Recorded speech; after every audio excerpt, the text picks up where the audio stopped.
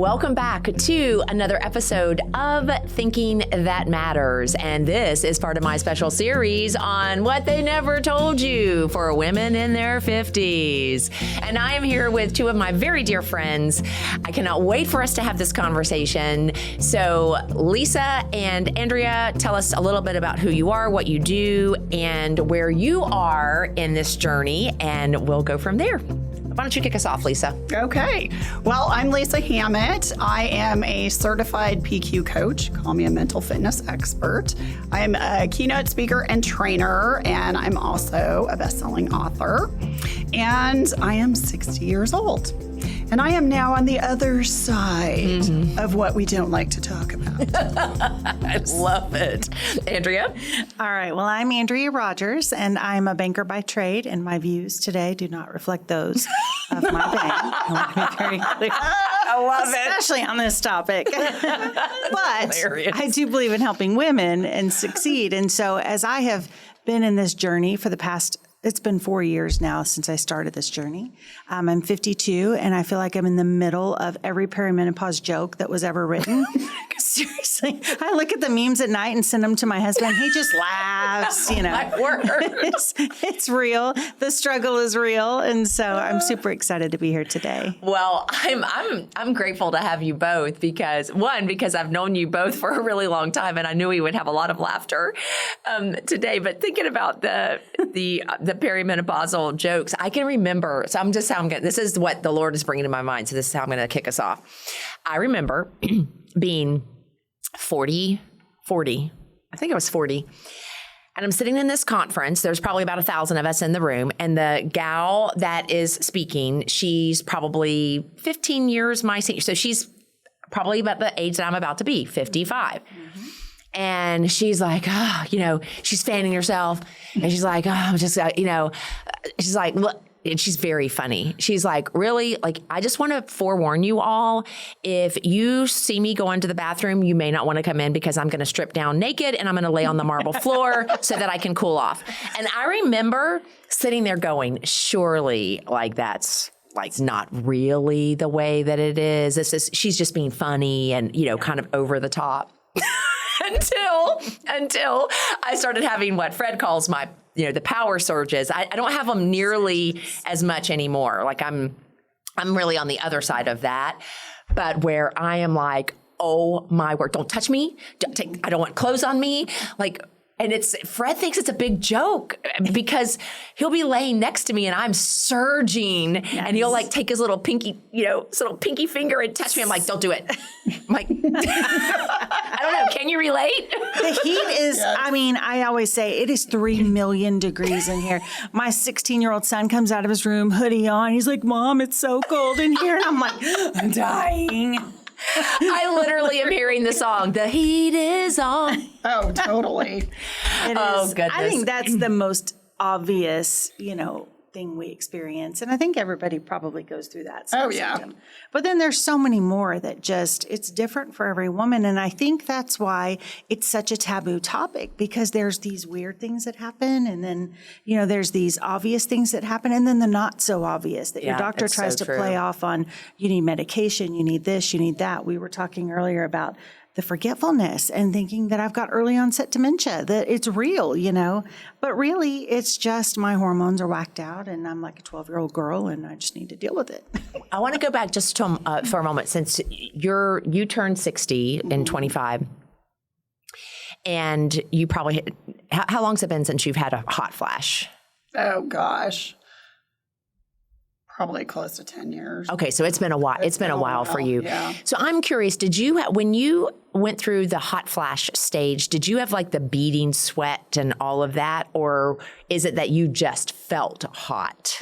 I wasn't like dripping sweat, but even like when I would work out, I never was like just pouring water. Yeah. I would be wet. Yeah. And my clothes would be sticking to me. But it wasn't like a lot of men, let's face it. They totally drip. But it was like you had mentioned, this huge furnace coming up and you could not get cool. And I remember like on my 50th birthday party that I kept putting my head like literally in the refrigerator. And you know, they joke about that. You know, you've seen it on TV or whatever. Right. It's like if I could have put myself in a full-size freezer and just stood there, I would have. Oh my goodness. Where was the walk-in freezer? Right. I'm in one of those moments right now. So look at my face flushing and So I think that is that I was curious because I know for me, I never had like the beatings. I've had some friends where, you know, it's like they are drenched, like they might as well have to wash their hair every single day because of the amount of sweat that, you know, that's really accumulating. Or, you know, my friend she carried around a fan everywhere she went, a little handheld fan. Yeah. Because that makes a big difference as well where that's concerned. But I was curious what that was like for you. Now, you mentioned, I want to get your perspective. In our last show, we talked about why is it that women don't talk about it? I want to hear your thoughts on what is it that makes us either not talk about it or for it to be perceived as a taboo topic? I think it's because we feel insecure because our hormones are completely out of balance. And we just don't feel secure. We don't feel secure with how our bodies are changing oftentimes. And that could be visibly with, you know, wrinkles or freckles or whatever, but, you know, weight shifting in your body. And then for me, just the mental part of it, you know, I'm adopted and I don't know who my birth parents were. For all I know, you know, they could have died of dementia or they could be in assisted living right now. I mean, you just don't know. But it's like there's something on the tip of your tongue and it's like, oh gosh, it's there. I know it. And then you can't. And then there's other times where you just completely draw a blank, which that happened to me recently. Actually, it was very embarrassing. I was at a networking meeting at Lynx and I started my commercial and it was okay. And then I was looking at the audience and there were, you know, 130 people. And I'm like, I got nothing. Lisa Hammett, thank you so much. And I know. I mean, that's another thing. Why do you want to talk about that? I mean, that's humbling, especially if you're a businesswoman. Yep. You know, and you want to be respected and well thought of, and you want to appear that you're capable, especially when you work with other people. You know. Yeah, that's really. I mean, you brought up several things. I am appreciating you saying about we don't talk about it because we feel insecure. And the insecurity is related to a number of things. Some of the ones that you said, you know, were everything from we look different. I mean, I just say to Fred often, like, just remind me it's about aging gracefully. I mean, I think, and even that, the challenge with that is we are bombarded with, you know, and this is not a judgment on these things. I'm just saying we're bombarded with plastic surgery, facelifts, filler, Botox, collagen, like all of these things. And you start going, well, should I? You know, it's so challenging. What would you say to the insecurity piece? So I truly believe, and I've actually talked about this with my husband before, women look good for other women. I have always said, we don't look good for other men. We're secure in our relationships, right? I don't need to look good for another man. I have an amazing husband. But we do try to look good to compare ourselves to other women. It's part of our nature. We want to be prettier than the next. We want to be smarter than the next. We want to be more liked than the next. And one of the challenges in groups of women, especially as we age, is to learn how to lift each other up. How do you lift someone up when they are literally drenching in sweat and going, oh my gosh, I can't? It's awkward, especially for a younger woman who may not understand what the older woman is going through, right? And not that we're old, but we are getting older. So I think there's a stigma of, I don't know what to say, and I don't know if it's going to be received in the right manner. And let's face it, one of the biggest symptoms we have in perimenopause is maybe biting people's heads off a little quickly or getting a little short fuse or emotional regulation. And so nobody wants to say anything because they're afraid you're going to bite their head off. Yes, leave me alone. Oh, yeah. I do think that's a lot of Okay, it. so that's actually an excellent. There's so many nuggets that both of you are saying. So I'm just going to go back to this whole thing of women finding a way to support other women even when they don't fully understand what's happening in another woman. Or how about we just all agree that rather than making assumptions about what's happening in the life of another woman, we just ask. Right? Yes. How are you doing? Like really doing? And but I think even that we live such a hurried life that it's challenging to have conversations oftentimes at that level. The real talk. Yes, like real talk. Like Lisa and I recently actually scheduled a time to meet. We did, I know. And it worked. Oh, good. We both showed up. We had a great conversation. We took care of some business stuff, but it was so nice. Like I left that time that afternoon going, man, like we need to do that more often because it was an opportunity to have like depth of conversation, which a networking meeting is never going to afford depth of conversation. I think it's one of the reasons why I love doing the podcast because I can have more depth of conversation with people that has a feeling of greater meaning where that's concerned. So I think the other thing that you said that really stood out to me was stigma, the word stigma. And I don't know what to say. Okay. So Lisa, you're 60 now. Mm-hmm. How would you encourage people who are maybe on the entering side, perimenopause, because it's perimenopause, menopause, what's the, is it? Post-menopause? Yeah, okay. Dead. No. Thank you, dear. Yes. You have lots of time. I'm on the verge of death. That's 20, 30 years later. We're good. Well, I mean, part of your body may be thinking Maybe you're dead, dead. Just don't know. Well, there are certain pieces that do, but anyway, I mean, like that, I think about, in all seriousness, just on that dead piece, vaginal lining, different aspects of what's happening in the body's shifting because of hormone changes. It truly, like skin. It truly is. I said to Fred the other day, I was looking at the skin on my legs. I was like, I'm getting old lady skin. That's what I told him. Like creepy. Creepy. I'm like, I'm getting old lady skin. And he's like, what are you talking about? You know, and I'm like, anyway, it's a thing. All right. So as a seasoned woman. Thank you. A mature woman.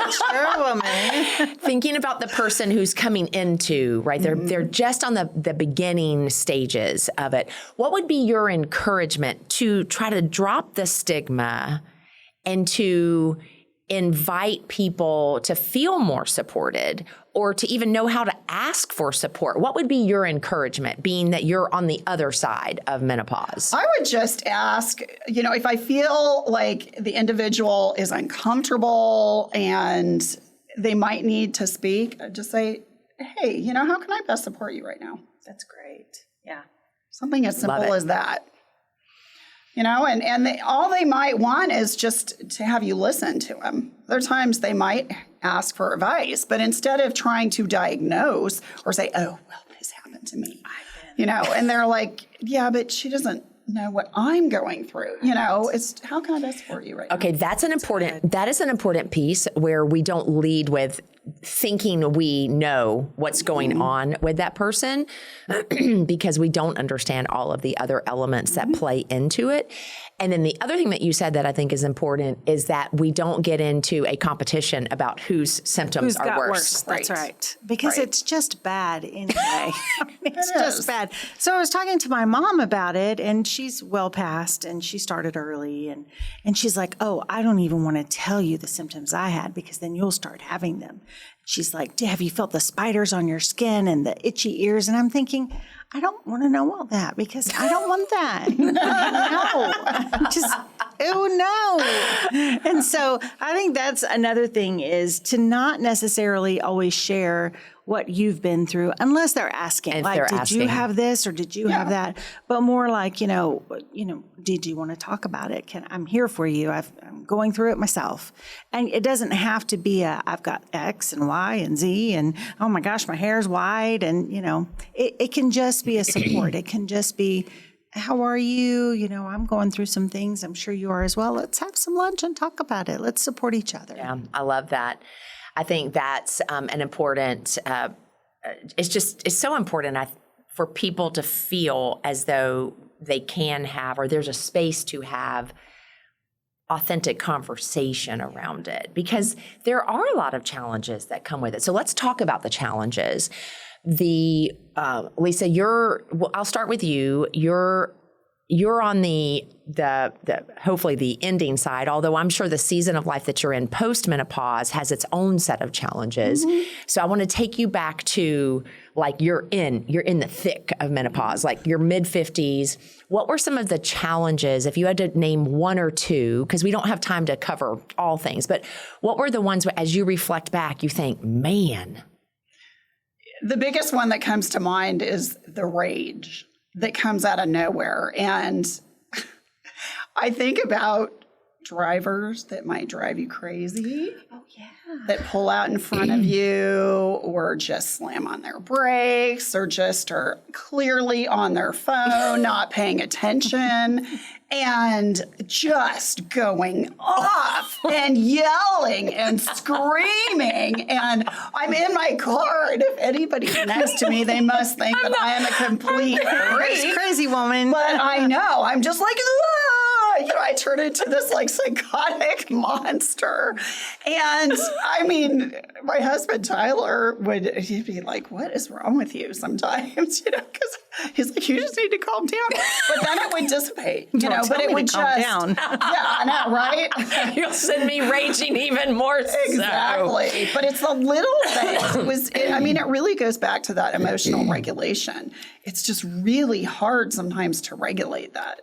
It is. Yeah. That's okay. So it's funny that I'm laughing so hard because you bring up the driving example, because Fred would say I'm an aggressive driver. I mean, I'm sure that you find that hard to believe. Oh, I am too. So I can relate. So, I am too. So that would definitely be a place where rage would come up for me.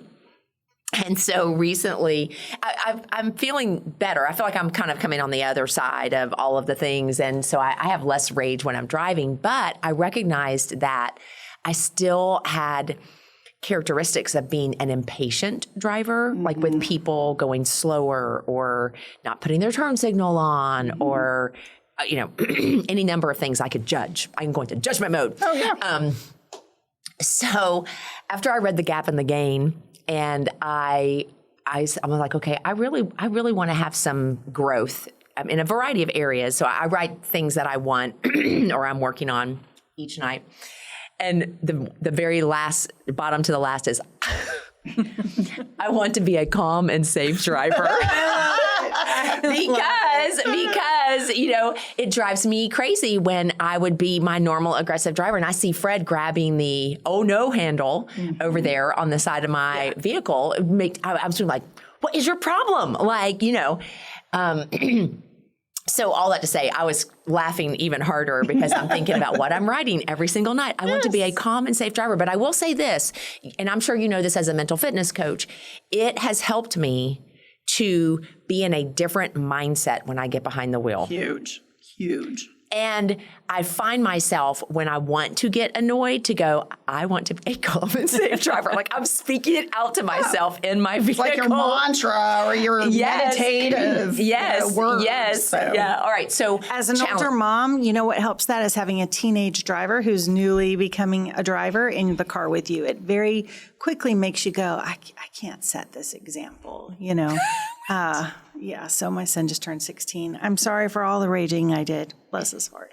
So Lisa shared about the rage. Yeah. What for you? For me, it was opposite, although I do have it now that you mentioned I didn't really link it to. But yeah, For me, it's over emotion. I'll watch a commercial and I'll start crying. I haven't done that since I was pregnant with my kids. Like, and I'm like, why am I crying? This is just like a Huggies commercial with a baby lion, but it's so sad. Oh, goodness. The things that you link, and I do think it is, and I've said this before, a mourning process. It's a mourning of, we're mourning that we're not active young moms anymore. We're mourning that we'll never have babies unless we are lucky enough to have grandkids, right? We're mourning that we're not the same young woman that we used to be. I'm Scottish, and in the Scottish culture, there's a triquetra symbol. It's like 3 kind of loops that are intertwined, and it actually symbolizes the young woman that we are as we become fertile and we have children, and then the older woman that is middle-aged that's going through, we call it the glory of life. I don't know if it's really glory, but and then the older golden years. Yes, and then the older crone who is the grandma, the typical, 80, 90-year-old who is wise beyond her years and gives the best advice that we all want to be someday, right? And so it really is indicative of this process. It's a lot. And so the emotions for me have been really tough to deal with because I have to actually catch myself and then control them. And then the act of controlling them is almost sad that I'm even going through it, and then you just overthink everything. And I think that hyperactivity in the brain causes the forgetfulness, and it causes some of the weird, me walking in the room and going, did you put the cat in the toolbox? My husband's like, what? You're like, wait, what? The tool, that word. Yeah. We're emotionally stimulated, though. Yes. And then sensory stimulated. So compound the two, and we're creating the perfect storm for ADHD. Yeah, we are. And you can speak to this from the positive intelligence piece, but, in our conscious mind, our conscious mind is not meant to be able to manage the same amount of stimuli or input that our unconscious mind is doing in the background. And so when someone feels overwhelmed, usually that means the conscious mind there's too much going on, where it's like back in the old days when, you had 5 megabytes of RAM and you use that stuff up in your computer very quickly. And now it's like, you got to close some things out and clear out some memory. Otherwise you can't go forward. And so I do think that the emotional piece, which I would say for me, one of the biggest challenges was the cortisol. I had a massive cortisol spike in my system, and I did not realize it was cortisol, but I had made a career shift. There was a different level of expectation, and it really hyper-activated my achievement mindset because I'm an achiever. That's one of my top 5 strengths on the Strengths Finders. And, it got so bad that I won a bunch of awards, right? Because I'm an achiever. And I post the photos on my social media. And I've already had fun with this with my mother, so I feel good in saying it. But my mother, she calls me and she goes, "Are you sick?" And I was, I was like, well, I mean, I am dealing with a little touch of cold. We just got back from, this, and I was around a bunch of people. So, I got to have I was like, why do you ask? She goes, because your face is way bigger than what it normally is. Oh, no. Oh, wow. And so I was like, okay. And so then, of course, I don't know, within hours, maybe the next day, she's like, I know what it is. There's some name for when your body's overproducing cortisol, and they call it moon.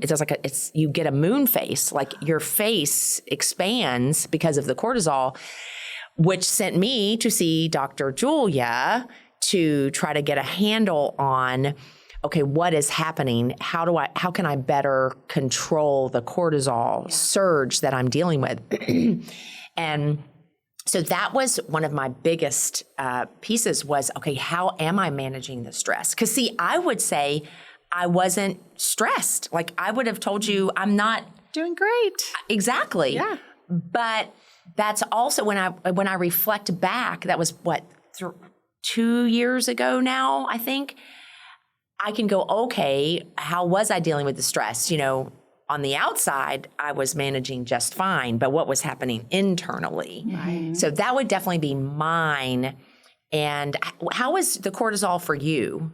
Well, sleep has really been challenging for me ever since even I would say midway through and even now. Okay. And the number one reason we don't sleep well is due to stress. And it's the way our body produces stress. So to your point, I resonate with what you were saying, because outwardly and throughout the day, you might be thinking, oh no, I'm managing my stress. I've got this under control. Everything's great. But you're waking up, or I'm waking up all the time at night. And then sometimes I can get myself to go back to sleep with certain meditative practices. But a lot of times I can't. And it got to the point where I actually had to talk to my doctor, and they put me on like an anti-anxiety medicine, a low dose of it to help. And it did help with sleep. But it's just one of those things that's, It's fascinating to me, and this is the journey of menopause, and probably another reason why we don't talk about it, is that there's such different symptoms. So I'm exactly the opposite. I could sleep I just said this morning, I just need a year to sleep. My body hurts, I ache, I just want to not get out of bed, And so it's interesting. It's almost like the same response in a different hormonal way. Yeah. Well, and that's why I think it's important that we are careful about from whom we are getting our information, because I don't know about the two of you, but because I have been talking about even just this episode with the two of you, I'm getting inline ads on Facebook for I screen captured it because I was like, this is hilarious that I am getting an ad for this drug called Radiancy, which Oh, yes. And it has to do with basically, let's just say, reviving your vagina so that you can still have sex when you're older. Okay. It's because you said the V word earlier. Probably. And now you're going to be getting things for all kinds of other. Oh, yes, including the visual, right, that went along with why you need the said drug. So, I'm just saying it like it is. Because, it's so true. Because that is the one thing that I think specifically for women who are going through menopause, who are married, that it is not talked about enough. And that, they're dealing with such extreme symptoms that, so I don't want to go into that here. I am going to have an episode specifically for that, and I'll do all the normal, if little ears can hear, you want to listen to this different, because I do think that is another piece of it that is important. So I just want to finish my thought. It is important from whom we are getting our information. Absolutely. So Dr. Oni, who was in our last episode, she actually has a special certification from the Menopause Society. Oh. So she actually has done a ton of work in understanding what is necessary for those of us going through menopause or coming out of it. So it was very interesting to hear her perspective where that was concerned. And she did talk about that lowering of estrogen that's happening naturally in our body. I was at a conference on Friday, and the gal, she's 65, I think. And she said, this is the one thing I have found about the lessening of estrogen. The less estrogen I have, the less I care. I want to hear your thoughts on that. Yeah, I would pretty much say that. Absolutely. Spot on. Nope, I'm good. Yeah. Achiever, by the way, is my number one top Clifton strength. I am an overachiever, and I have been since I was very little. It's innate in me. And the older I get and the more I'm going through this process, I really just want to go retire at the lake. I used to be I want to do this and that. And now I'm just, I do care. I just don't care about it as much. Yeah. When she said that, the less estrogen I have, the less I care. I was like, I resonate with that comment. That's true. Big time. Yeah. So anyway, it's definitely an important piece. So tell me this, because I know we could go on for a lot longer. I want us to come to the place where we talk about how do we keep what we're going through from becoming a limiting belief for being who we're called to be. I would like for each of you to respond, because that's the part where I want to guard even my own self. I don't want to use menopause, or I don't want to use it as an excuse, right, for limiting. Right. So speak to that. You want to go first? I will, because actually I have had to deal with this. I guess as you're kind of middle of it and Lisa's out of it, I'm in the throes of the perimenopause and menopause. And the best thing I have found, because it really is a limiting thing for me now, my joints are killing me. I've had to ride a scooter to walk long distances, and people see me, and I'm supposed to be that girl out in the public doing everything. But more than that, I've got, a wonderful marriage and a growing child who go, gosh, what's wrong with mom? What's wrong with my wife? That's not the woman I married. So in my mind, and this has worked, and maybe I'm just blessed to have amazing people around me, but to keep from having that limiting belief, you have to communicate what's going on. I have to say to my employer, I'm really having some joint issues right now, and I'll get through it. And I just want you to know I'm going to do my job at 100%. But, I'm just a little limited in my mobility right now. That's okay, to tell my husband, I love you, and please don't take that I'm not able to be the woman I was, before 5 years ago all this happened. But I want you to know that I do care about you, and send him silly memes about perimenopause that he laughs at. And he's actually said, this is very real what women go through. And I'm so glad that you're communicating it with me so that I can be a better spouse for you. Good. And then my teenage boy, to say, okay, right now you're going to think that I have dementia, and I really don't. And I promise you I'm okay. And I'm not going to die tomorrow. But, I want you to know that this is it's kind of like the girls you're dealing with right now. Like, these hormones are real. And he goes, I totally get it. Right. So, but communicating it, telling our good. friends what we're going through, that will keep us from limiting ourselves, because as people understand more where we are, they can meet us where we are. That's so true. I mean, when I started communicating the extreme hip pain. Yes, that's another one. Where I was waking up every night, 3:30, and Dr. Augustiniak was like, oh yeah, that's your body's programmed response for, so we were having a conversation around that. It's when I started communicating that I was having this extreme, hip joint pain, that connection to the cortisol issue. Yes. And so the thing is, a lot of us, we're suffering in silence because we're not communicating. So I'm appreciating that. What would you say, Lisa? I would say a couple things. One, you really have to be intentional about protecting your energy and making sure that you are in situations, environments, who you surround yourself with are people who are supportive, uplift you. They don't complain about this and it turns into this negative, this is terrible. Oh, I'm so much worse than you. Or, yes, you can't have that. When you're struggling with mindset issues anyways, due to hormones going all over the place, you really have to protect what you have. And, it's the things that we know, like practicing gratitude. I often try to flip it. If I'm frustrated about something, it's like, okay, what's the gift in this?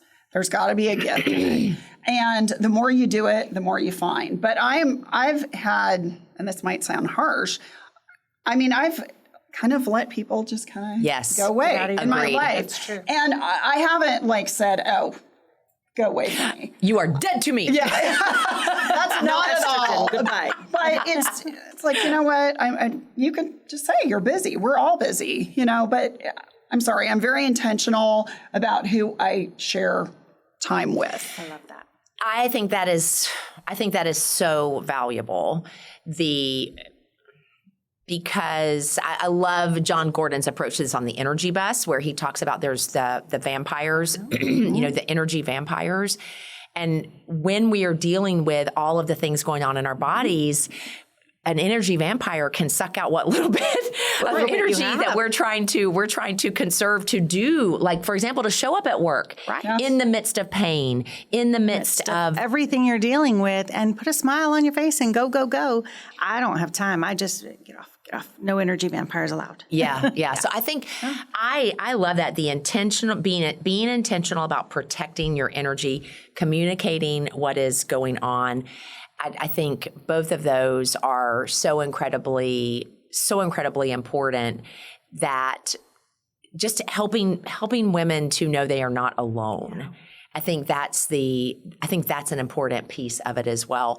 And then I'm going to take something that kind of both of you have said, and I'll use it as mine, because it's been helpful as Trish Littlejohn and I have been having these conversations and just preparing for these and talking to different people, that it's finding within ourselves how we can be the encouragement for someone else, even if they're not even in this stage of life, right? Mm-hmm. Maybe it's that young mom. Like, I have this, like, when we were in Starwood eating, and this gal, I mean, her kids were giving her what for? I mean, you could tell she was probably having that, everybody thinks I'm a terrible mom, and I just remember looking over at her and saying, it's okay. Mm-hmm. Right. Mm-hmm. It is, like, finding a way that we can be that voice of encouragement, that voice of, that just helps someone get through whatever it is that they're getting through, or just being present. To your point, you talked about listening. Sometimes it's just a matter of, how can I help you? Mm-hmm. How can I support you? Yeah.